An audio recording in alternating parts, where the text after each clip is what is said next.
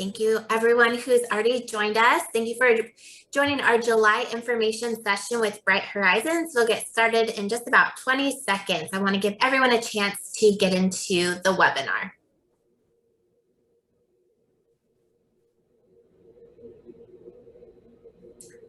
Awesome. Well, let's get started. Welcome to our July information session with Bright Horizons. This meeting is being recorded and will be emailed out to everyone who registered for the event.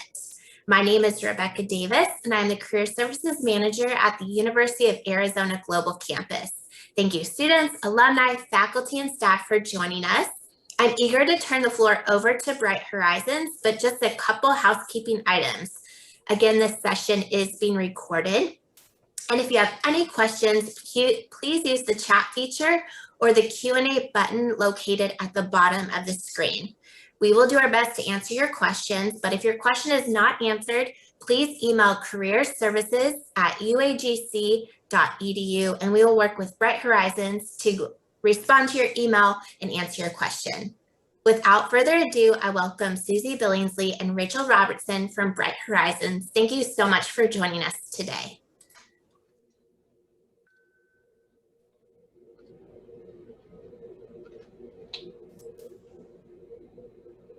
All right.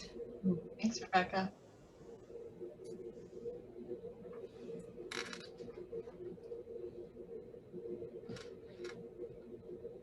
Rachel, you have this first one. Oh, sorry. I was thinking we were on the previous one. Hi, everyone. Sorry. So I'm Rachel Robertson. I'm the Vice President of Education Development at Bright Horizons. I have been at Bright Horizons this is my 10-year anniversary, and Bright Horizons is the kind of organization and the kind of culture where people stay for a long time. So I kind of officially think of myself as an official Bright Horizons long-termer at 10 years here, but I manage the department that supports all of the education and curriculum in the classrooms, as well as teacher and leader development and resources for families around just child development, parenting, or what we do in our classrooms and our programs. Bright Horizons has been around for over 30 years. The history of Bright Horizons is really compelling and interesting to me, and actually one of the reasons I very purposefully chose to come to Bright Horizons myself. And I don't think everybody knows or understands the history of Bright Horizons and how that makes us such a different organization. It's all the way back in 1986, our founders saw that childcare was an enormous obstacle for working parents, and they were all esteemed in their field and also working to solve global even issues around children and child welfare. And they were looking for the next thing to contribute to in their work, in their path, and looked and thought helping working families. So think back in 1986 and the challenges with working families, and childcare was a big issue for working families, especially mothers. And so they wanted to start this unique business of working with on-site employers and providing on-site childcare. So that is just one of the ways currently that we respond to help organizations with supporting their employees and their families. But that's where it started. Now we have well over 600 centers across the country, programs across the Atlantic, even over in Europe. And we offer childcare, elder care, help for college education, and career development. And we have more than 1,000 employers. Our centers, like I said, are in 40 states and in the UK, the Netherlands, and in India. So our whole goal is to work with employers to provide education and care benefits for their employees to help those parents and those adults be successful. And of course, their children to grow and be successful as well.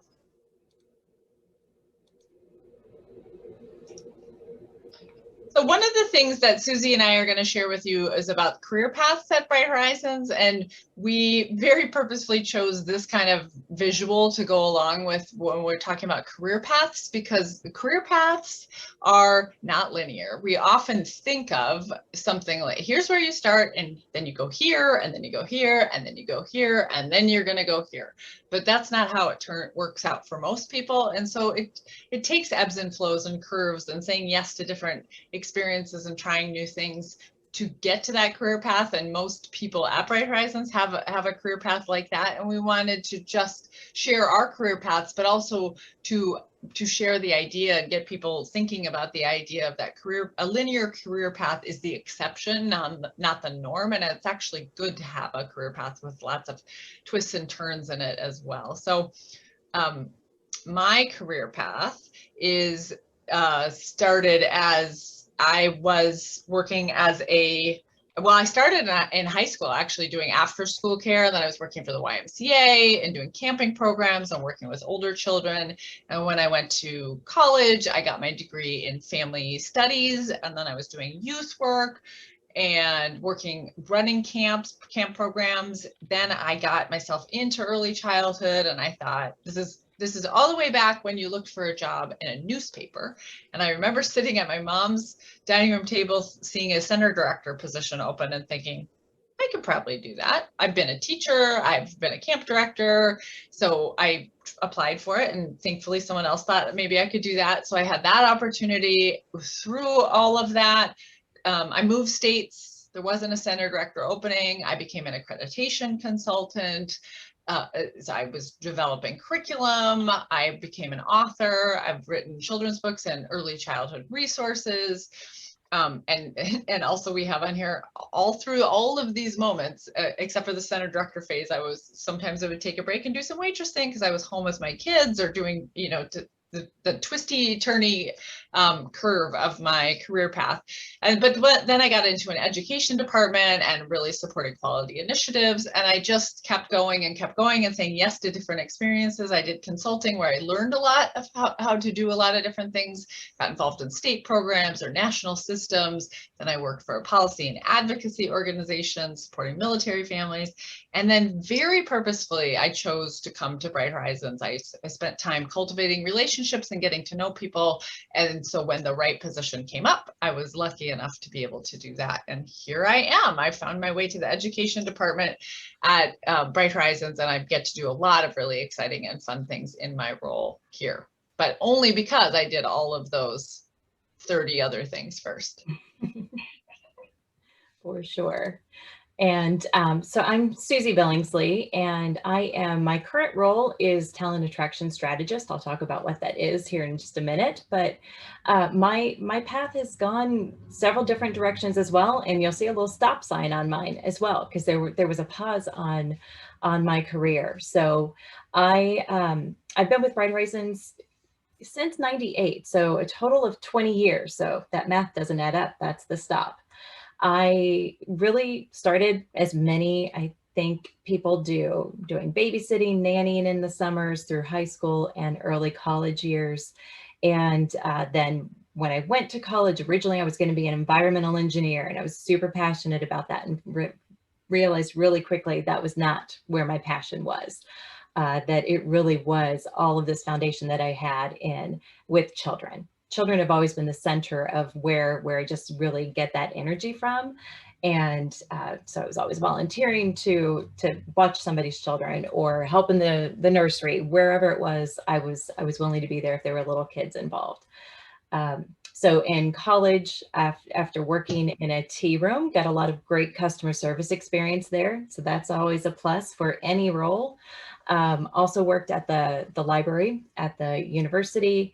Then had the opportunity to study abroad. So I did a year in Glasgow, Scotland, which was amazing, but also gave me the opportunity to do an international internship. I worked with school agers at a program there, planned activities, led the activities with them. So that was really interesting just to see the education system from a different point of view in another country, and how that was, what approaches I was learning on this side versus what their approach was in Scotland. And there was some uniqueness there, but a lot of similarities for sure, because it's children. And then I was working on my master's degree at Iowa State University. I live in Des Moines, Iowa.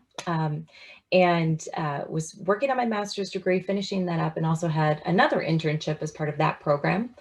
Started working as our Iowa State University Child Care Center had just opened. It's a Bright Horizons Center. Bright Horizons were pretty new in Iowa at that point in time. So it was really interesting for me to see that from not necessarily the ground up, the building was already there, but the enrollment up of welcoming families in, helping with teacher training. All of those pieces were part of my internship and what I was doing, working alongside the assistant director and center director. So that was a really great opportunity to kind of broaden my perspective about what early childhood was. At that point in time, I was pretty gung-ho that I was going to continue on for my doctorate. I was going to be a professor, but the actual being around children and having that contribution kept pulling me back into working within the center. So I had the opportunity then to become that center's assistant director, which was amazing. Soon after that, I was starting my own family. So it was a wonderful benefit to me to be able to bring my son there with me and know that he was having phenomenal childcare experience, but that I was also having that opportunity to continue growing my career. Eventually became the center director, and that's where the stop happened. I had about a little more than 2 years that I stayed home with the children when they were little. And we had moved at that point, just made sense at that point in my career. And but kept all those relationships with my mentors at Bright Horizons. So then had the opportunity, there was a part-time recruiter role coming back. That was something that had always really excited me. We didn't really have a recruitment team. It was just getting started at Bright Horizons at that point in time. Up until then, when I was a center director, I was posting ads, I was doing the interviews, I was touring candidates. I loved doing that with candidates. I loved doing that with our prospective parents as well. So coming into a recruiter role was, again, just tapping where my passion for bringing people into the field of early childhood was another way that I could express that. So another kind of jump to a tangent of my career path. You could not have convinced 16-year-old Susie that I would be in HR and loving it after 18-ish years now. But that's where my career has just grown. Other roles within recruitment and within human resources, and then most recently into this role as the talent attraction strategist, where I have the opportunity to build relationships with our college partners, oversee our events. There's other just ways that we can help to attract people. I want to attract you to Bright Horizons, but I also want to attract people and keep people in the early childhood field because I'm super passionate about it and want people to realize that for themselves. So that's where my path is kind of weaved back and forth. And at Bright Horizons, I kind of grouped these as far as how the roles within centers typically are structured. So we have amazing support staff that are on hand to provide essential support to children, families, and our employees in our centers every day. So that includes our office administrative staff, includes cooks and chefs, drivers that are helping to move children from place to place. All of those are part of our support team. And then within the classrooms, we have our substitutes that may be available certain days of the week. And so that we're tapping into them upon their flexible, using flexible scheduling to pull them in as they're available. But we also have associate teachers and teachers that are working together to plan the curriculum, creating that really engaging environment to provide just amazing experiences for the infants to school agers that are in their classroom. Then we have our lead educators. I'll talk about that in just a little bit more in a moment. And then moving into the leadership team, our instructional coaches, health and safety directors, center directors, and then regional managers that are overseeing a group of centers.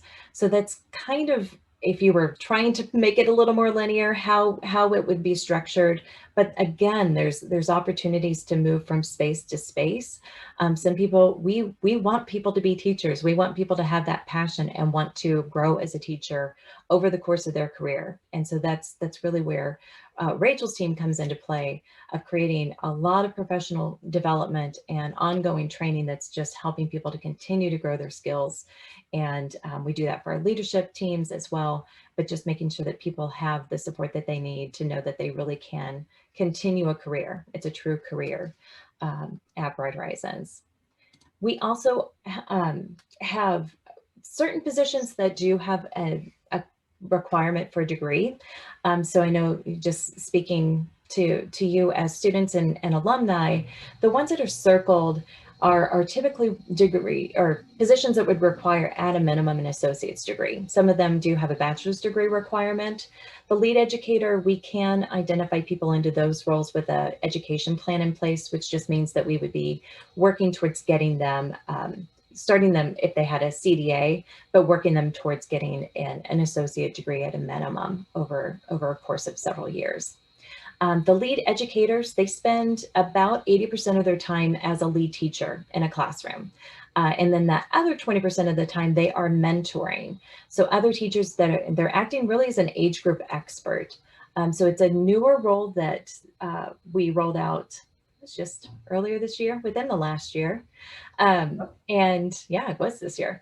But really just being able to help to provide that level of support to other teachers at that age group level.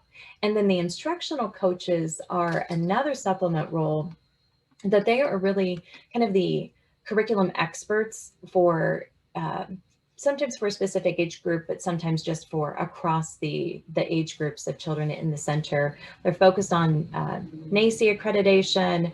They're focused on our child assessments and what that looks like, making sure that the teachers understand that whole process.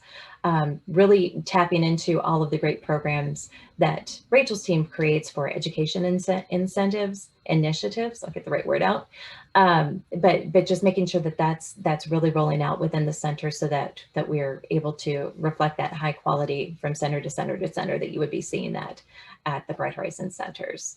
So hopefully that Susie, I'm seeing someone's asking a question about, is an instructional coach the same as ed coordinator, which is it, so someone knows a little bit about Bright Horizons history. So I just quick, while we're on it, wanted to mention that yes, in many ways it is, but we've changed the positions to lead educator and instructional coach very intentionally, because we want to make sure that these are positions that are focused 100% on program quality, curriculum, and supporting new and teachers in their professional development versus another member of the leadership team that can also do other kinds of administrative work. So we've narrowed the scope so that they can go deeper versus broader. And that's a unique thing about Bright Horizons, that we really are committed to high quality, constructivist, emergent type of curriculum, which takes a lot of support, and professional development is so fun to be a part of.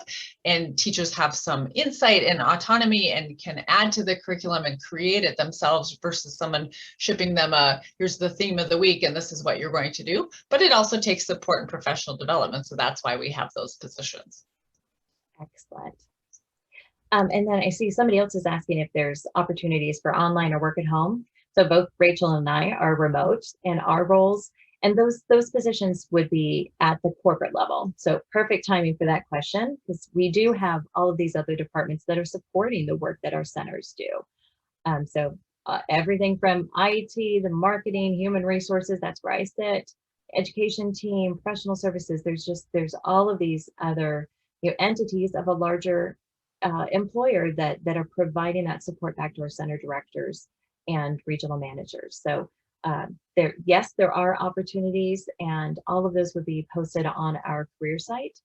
So brighthorizons.com/careers, you'll be able to look through. Typically in the job posting, it'll say remote if it is a position that can be worked from home.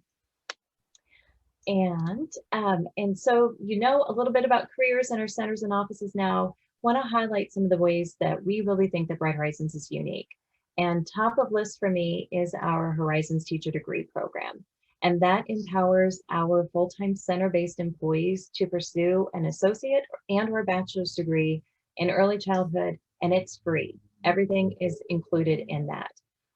We are proud partners with the University of Arizona Global Campus.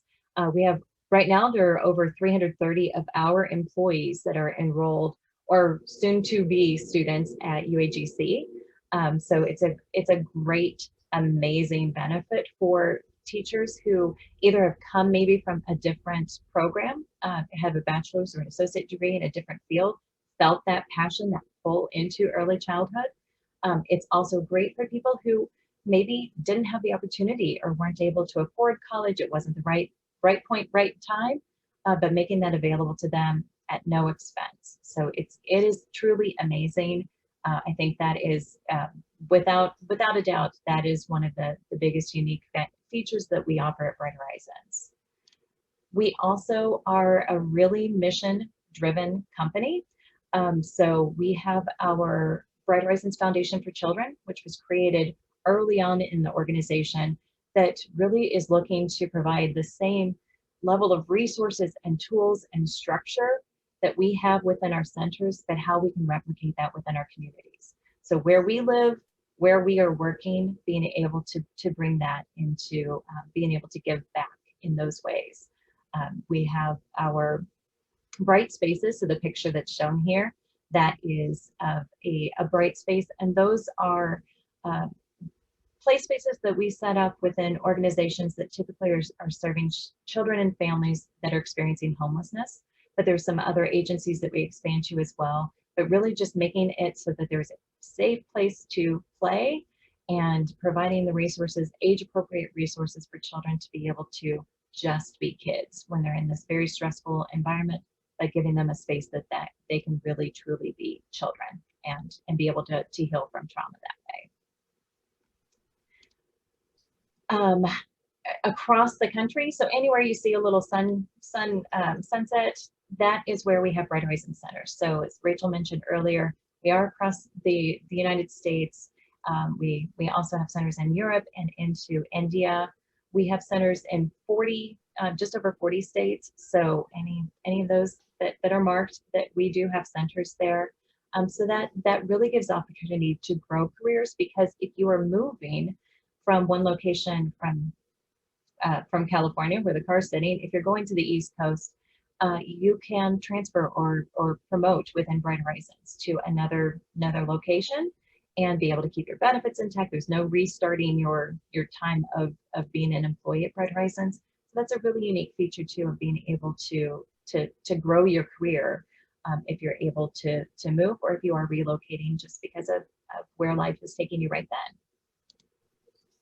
We also, we are a great place to work, and that's backed up by the awards that we have received.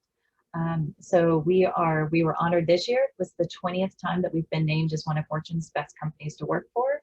And another key trait that I would always highlight is our focus on diversity, equity, and inclusion. We really want our employees to be themselves. We keep, one of our kind of slogans is "Be You." At Bright Horizons, be you.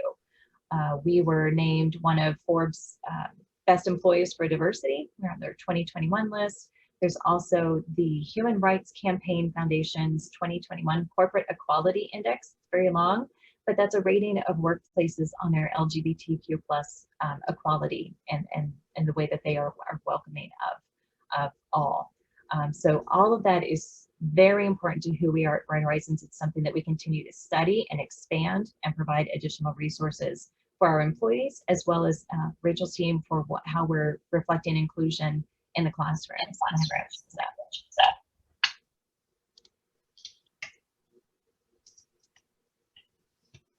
Okay, so now I get to tell you a little bit about our curriculum approach. And our curriculum approach, I alluded to this earlier, but it's unique in that it is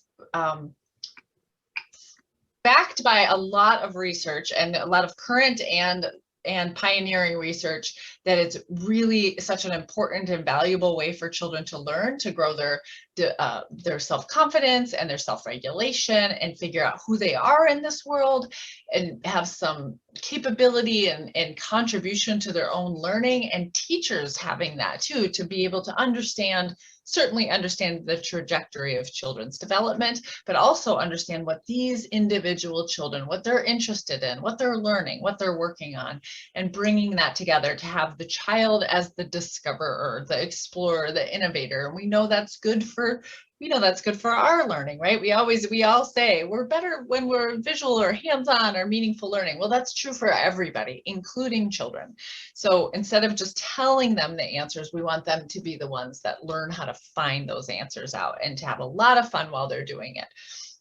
So when they ask us questions, our approach is really summed up in this. When they say, what is a rainbow? We don't say, well, it just comes out when it rains and the sun comes out. We don't just give them the answer. We say something to the effect of, let's find out. And then we build math, science, literacy, wellness, social emotional development all into the kind of exploration of something like that.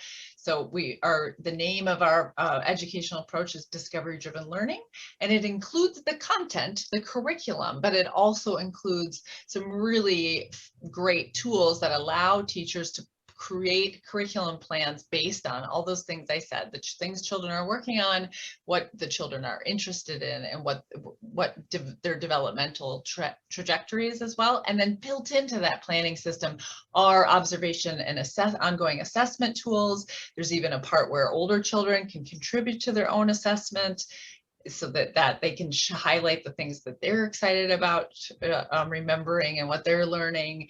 And then we have components of this educational model that really ensure that nurturing and responsive relationships are at the forefront, as well as joyful, playful, and inclusive communities, evidence-based instruction, and learner-centered environment. So we call those the 4 cornerstones, and those are what make the curriculum and the learning thrive. So we have and we're currently making this switch to this discovery-driven learning. It's a revised framework and a elevated way of presenting it. So teachers are experiencing some training right now around discovery-driven learning. And one thing that we're really excited about is that there's a lot of autonomy for teachers to build their own skills in areas of interest and earn certificates along the way to build their own credentials some in discovery-driven learning, as we'll ask them to do, aligned with their role, but then also some in areas of interest. And it really came to us because we are so committed to doing emergent or constructivist type of approach, and thinking of the teachings of Piaget and Montessori and Dewey and people like that, and thinking this is what we've known about children for a long time. Current research reinforces this and also tells us that this kind of collaborative, fun, engaging, hands-on learning where children are capable participants is what they actually need for future ready skills. But it's complicated and it's hard to understand and it's hard to explain. So that's where this really came from, this shift to discovery-driven learning. But we're so excited about it, and it really is a reflection of the philosophies we've had for a long time.